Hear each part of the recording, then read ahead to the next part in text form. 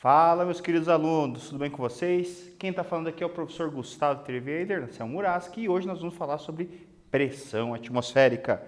Meus queridos, antes de mais nada, dando aqueles recadinhos primordiais aí, faça as atividades do CLASS, certo? Garanta sua frequência e suas atividades, sua notinha esperta aí também, beleza? Acesse o CLASS 1 que vai dar tudo certo. Meus queridos, vamos falar um pouquinho aqui sobre a questão de pressão atmosférica e para isso vamos retomar algumas coisinhas que a gente já falou aqui.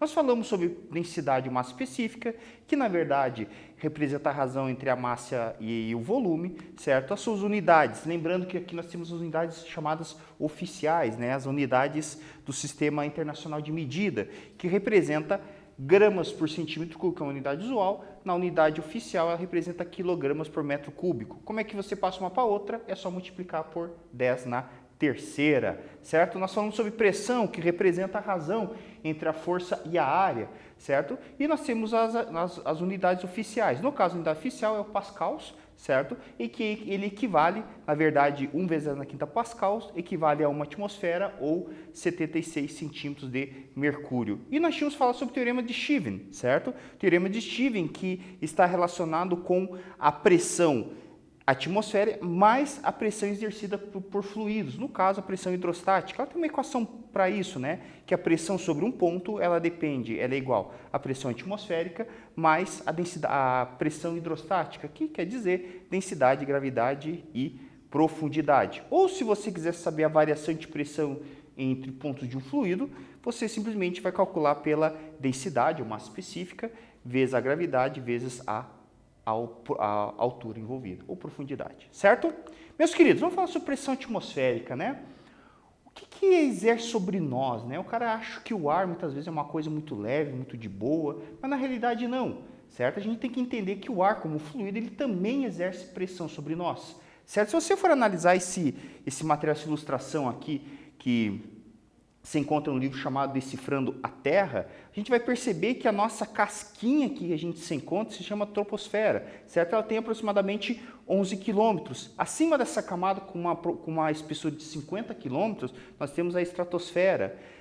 Acima dessa estratosfera, nós temos uma outra camada de 90 quilômetros, que é chamada mesosfera, e com uma camada muito maior, certo? De aproximadamente 500 quilômetros aqui, acima nós vamos ter a chamada termosfera, certo? A nossa atmosfera, né, a nossa atmosfera em si, ela é formada basicamente por gás, certo? Cerca de 21%, e nitrogênio, por cerca de 78%, né? E tem outros gases aí envolvidos, são os outros gases que a gente conhece aí da tabela periódica. Beleza, meus queridos? Então vejam que, por mais que a gente ache que o ar, né, é uma coisa inofensiva, mas não, devido à sua grande camada que existe aqui, ela realmente faz uma pressão, uma força sobre nós, relacionada com a pressão, e essa pressão a gente chama de pressão atmosférica, certo? Por exemplo, lá no litoral de onde eu venho, Paranaguá, o pessoal do litoral aí das praias, sabe que a pressão atmosférica é de 1 atmosfera, tanto aqui como em qualquer outra região, né, aí do litoral do país, do mundo, né, salvo algumas exceções, às vezes por questão de turbulência de tempo, alguma coisa em si, certo? Mas o padrão é 1 atmosfera. E quanto mais a gente vai subindo, por exemplo, que nem eu estou gravando aqui em Curitiba, nós já temos uma pressão um pouquinho menor, certo? É o que a gente sente com o ouvido lá, sabe? Quando a gente está subindo e o ouvido trancar, entupir, é ela mesma a pressão. Meus queridos, à medida que nos afastamos da superfície da Terra, a densidade do ar diminui rapidamente, em virtude da intensidade do campo gravitacional diminuir com a distância. Por exemplo, a uma altitude de 5,5 km da superfície terrestre, a densidade do ar é igual à metade do que seria na superfície. Veja que interessante esse gráfico, ele mostra muito sobre isso, né? Então a gente percebe que a pressão atmosférica, ela acaba diminuindo conforme a altitude que a gente tem, certo? Por dois fatores, primeiro a questão da gravidade, a questão da densidade do ar ali, né? Quando a gente está trabalhando aqui basicamente com fluidos próximo à superfície, né, aqui, a região em que a gente sobe um pouquinho, outra, praticamente essa densidade ela muda muito pouquinho, certo? Mas quando você já, como eu falei aqui, 5,5 km de altitude, né, já seria praticamente uma densidade em que os aviões estão fazendo suas rotas, certo? Você já percebe que a densidade do ar diminui, consequentemente a pressão atmosférica também, beleza? Então, Vou fazer um quiz com vocês aqui, né? É uma coisa muito comum, tomar um refrigerante, tomar um suco, uma água mineral, seja o que for, seu todinho, né? O que que a gente tem aqui, ó? Vê essa situação. O menino toma um copo de suco com auxílio de um canudinho. A subida do suco pelo interior do canudinho é explicado pelo A, redução da aceleração da gravidade no interior do tubo, B, o aumento de pressão no interior do tubo, C, o aumento de pressão fora do canudinho, ou D, a redução de pressão no interior do canudinho. Uma pergunta, será que é você realmente que está puxando aquele suco ali? Eu vou responder essa pergunta daqui a pouco e dá uma olhadinha aí. Até mais.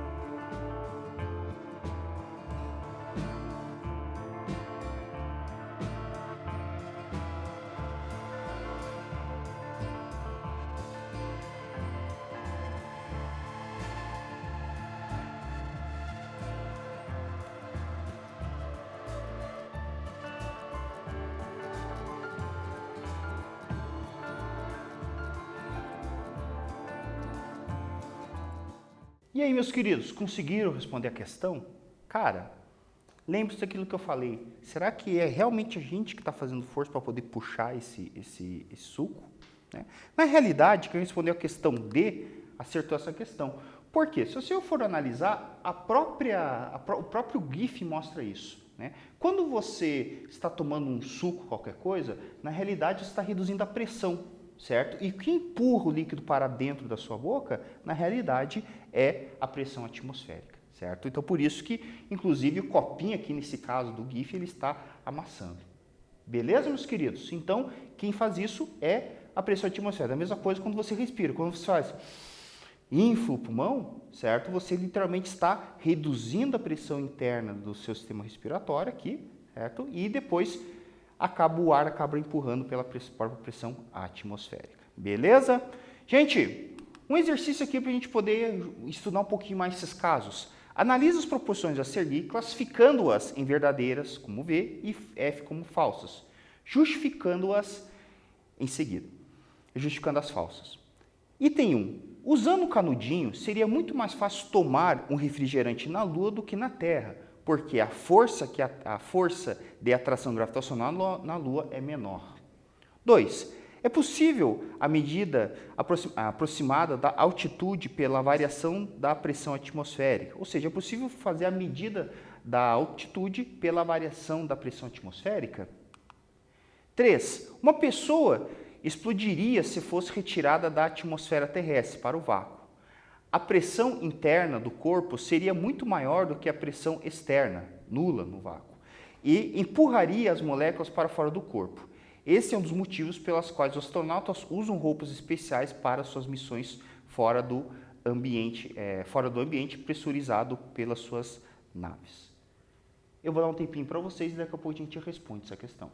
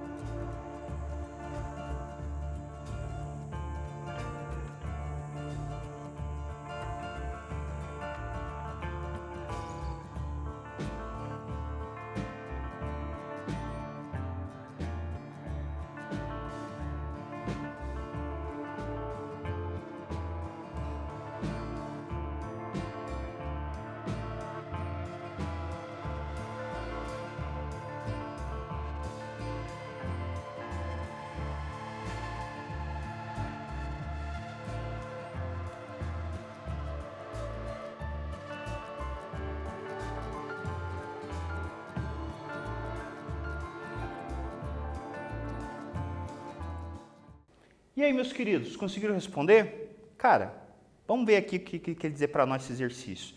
Então, ele está falando que seria mais fácil tomar um refrigerante na Lua do que na Terra, devido à menor aceleração gravitacional. Primeira coisa, será que a gravidade tem aceleração de gravidade? Tem gravidade?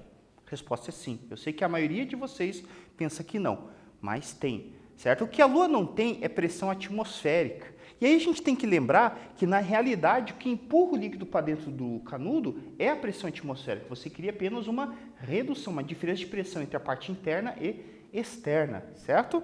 Então, essa alternativa ela está falsa. Não é por causa da menor atração gravitacional, que também facilitaria um pouquinho, mas você teria a questão que a não existência de pressão atmosférica, meus queridos. A 2. Será que eu posso medir altitude pela variação de pressão? Resposta, sim, meus queridos. Por quê? Cara, é só lembrar da formulazinha. Variação de pressão é igual a densidade, ou massa específica, vezes a gravidade, vezes a diferença de altura entre os pontos, certo? Então, com certeza eu posso medir altitude através de pressão, a variação de pressão, beleza? E a terceira questão, né? Será que a pessoa explodiria se por acaso fosse para o espaço, tirasse sua roupa, né? Seu traje espacial, né? Na verdade, sim, essa questão ela está verdadeira, né? O que acontece, meus queridos? É que a pressão interna do nosso corpo é equalizada com a pressão externa. Como no vácuo, caso a pressão é zero, o nosso corpo estaria praticamente com uma bomba, certo? Seria literalmente uma pressão maior do que a de fora. Então a tendência é realmente acontecer esse fenômeno que foi citado aqui. Ele pensa numa panela de pressão, certo? Quando ela dá algum problema e acaba escapando aquele pino de segurança, né? Se você está cozinhando feijão, foge feijão para tudo que é lado.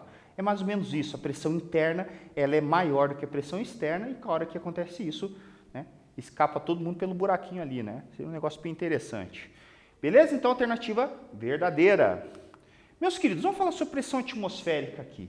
Cara, quem foi o cidadão que mediu isso, né? Afinal, foi ele, o Torricelli, né? O famoso Torricelli, aqui, ó, a galera já conhece a equação de Torricelli comigo aqui, ó, certo? Esse carinha aqui, ele mediu essa pressão. De que forma? Ele utilizou uma coisa que hoje é praticamente proibido, certo? O famoso mercúrio, né? Mercúrio naquela época devia ser que nem bala, achava tudo que é lugar, certo? Mas veja o que ele fez. Literalmente, ele utilizou um tubo de 1 metro, um tubo de vidro de altura de 1 metro e preencheu essa coluna com mercúrio, certo? E ele acabou fazendo isso, né? E por que utilizar mercúrio? Porque ele é um líquido denso, certo? Só por isso. Ele tem, na verdade, uma grande densidade e isso vai fazer com que a pressão hidrostática seja maior. Bem, o que ele fez? Na realidade, se você for observar aqui na figurinha, ele acabou tampando um dos lados, né? Encheu bem completamente esse tubo, ele virou esse tubo para dentro de uma outra cumbuca também com mercúrio tampado, né? Meteu o dedão lá e depois soltou. Na hora que ele soltou, ele percebeu que essa coluna que tinha 1 metro, ela reduziu para 760 milímetros ou 76 centímetros ali. Certo? E ele percebeu que independente do local tivesse uma certa planicidade, não existia variação. Mas quando ele ia para outro lugar que a altitude era maior, esse valor alterava. Por exemplo, eu venho de Paranaguá, a pressão é de 76 centímetros de mercúrio. Quando eu venho para Curitiba gravar, a pressão reduz, certo? Então, inclusive nos carros, né? Os carros modernos têm um negócio chamado de MAP, que ele faz essa leitura de pressão atmosférica, né? Para poder adaptar a taxa de oxigênio do motor. Certo? E o que acontecia? Como a pressão, por exemplo, aqui em Curitiba, ela é menor, quer dizer que essa coluna ela com certeza iria reduzir. E você lá de Guarapuava, o pessoal do Ponta Grossa ali, a região do 1º, 2º, 3º Planalto, sabe muito bem, né? Quando começa a descer a serra ou subserra, tá aquele trancadinho no ouvido, certo? Tranca o ouvido é graças a essa história da pressão atmosférica, certo? Então, se você fizer algumas leituras aqui, a gente vai perceber o seguinte, né? Nessa coluna de mercúrio aqui, nós vimos, por exemplo, que a uma altitude zero, nível do mar, tem 76 centímetros. 76 centímetros de mercúrio. Quando se passa essa altitude para 500 metros acima do mar, essa leitura passa para 72 centímetros de mercúrio, ou seja, uma coluna de 72. Passa para 1.000 metros, 67. 2.000 metros de altitude, ou seja, acima do mar, 60 centímetros. 3.000 metros, 53. 4.000 metros, 47 centímetros de mercúrio. 5.000 metros, 41. E 6.000 metros, 36 centímetros de mercúrio. Certo, meus queridos? Veja que o que o nosso colega fez, na verdade, foi um barômetro, certo? Que é um instrumento utilizado para medir a pressão atmosférica e utilizado pela galera aí da meteorologia, certo? Bem, previsão do tempo, né? Vou puxar um lado para isso aqui, certo? A medida de pressão atmosférica ela é extremamente importante para poder fazer uma previsão curta do tempo, certo? Previsão do tempo, como o próprio nome já fala, é uma possibilidade de acontecimento, certo? Então, existe uma quantidade de acertos e erros, certo? Então, aqui, por exemplo, Paraná, a gente tem aí o pessoal da CIMEPAR, né, fazendo toda essa leitura de dados atmosféricos, né? Então, se você, por exemplo, aliar isso a outros dados como umidade, insolação, vento, aquela coisa toda, a gente pode fazer uma previsão do tempo aí, certo? A galerinha, por exemplo, lá do norte, né, o pessoal agricultor ali, é muito importante saber isso, porque você vai conseguir prever a chuva, você vai conseguir, por exemplo, prever geadas, certo? Então, assim, o fator clima é uma coisa muito importante. A própria Fórmula 1, por exemplo, utiliza, né, meios meteorológicos para poder saber o melhor momento de colocar, por exemplo, um pneu de pista molhada,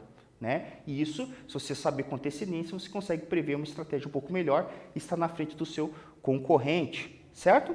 Então, essa questão da atmosfera é bastante utilizada e ela é medida em bar, ok? Beleza, meus queridos? Fazer uma relaçãozinha meio importante aqui com relação à parte de unidades, né? Lembrando assim que a gente estudou isso. Nós temos lá a questão do bar, que equivale, um bar equivale a 76 centímetros de mercúrio, que equivale também a 1 vezes 10 a quinta Pascal. Beleza, meus queridos? Vamos lá, então. Exercício 3. Ele diz o seguinte: um recipiente contendo ar é conectado em um manômetro de mercúrio em um tubo em forma de U. O desnível indicado vale 8 centímetros. A pressão atmosférica é de 71 centímetros de mercúrio. Ele pergunta qual é a pressão dentro do frasco. Veja que interessante essa imagem aqui. Você tem um tubo com ar, esse tubo com ar está sob uma certa pressão e o único jeito dele escapar é escapar por esse tubo em forma de U aqui, certo? Só que nesse tubo de U você tem mercúrio. O que o mercúrio vai fazer? Ele tem pressão hidrostática e essa pressão hidrostática vai fazer com que você mantenha um certo equilíbrio aqui. E a pergunta é, qual é a pressão dentro dessa bola, desse frasco aqui, com gás? Eu vou dar um tempinho para vocês e daqui a pouco a gente volta para responder.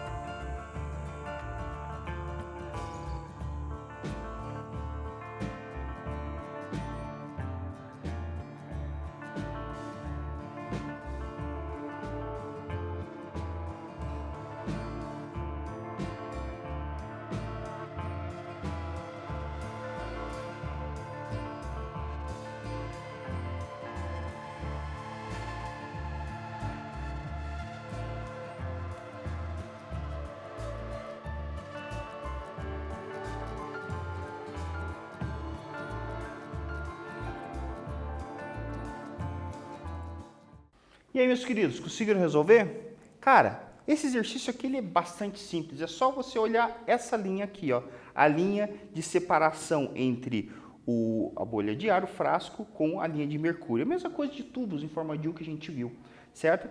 Como a gente está trabalhando em centímetros de mercúrio, é literalmente a quantidade de centímetros, né, de profundidade ali associada ao líquido mercúrio. Então, o que você vai fazer, meus queridos? É só você somar a pressão atmosférica, que é o 71, que com mais a altura dessa coluna de mercúrio, que no caso aqui deu 8 centímetros. Se você fizer uma continha rápida, você vai achar 79 centímetros de mercúrio. Alternativa E, ok? E aí eu vou deixar um desafio para vocês. Se eu passar isso aqui para Pascal, como é que eu faço? Muito fácil, queridos. Eu lembro das relações, né? Eu lembrar que 76 centímetros de mercúrio é a mesma coisa que 1 vezes na quinta Pascal, certo? Eu faço o quê? Simplesmente faço uma regra de 3 aqui, ó, certo? E eu vou achar o valor disso, que seria 1,4 vezes 10 na quinta pascais, certo? Meus queridos, fechamos então a nossa aula aqui, retomamos sobre a parte de pressão e encontro vocês no próximo momento. Não esqueça de fazer suas atividades no CRAS 1. Até mais!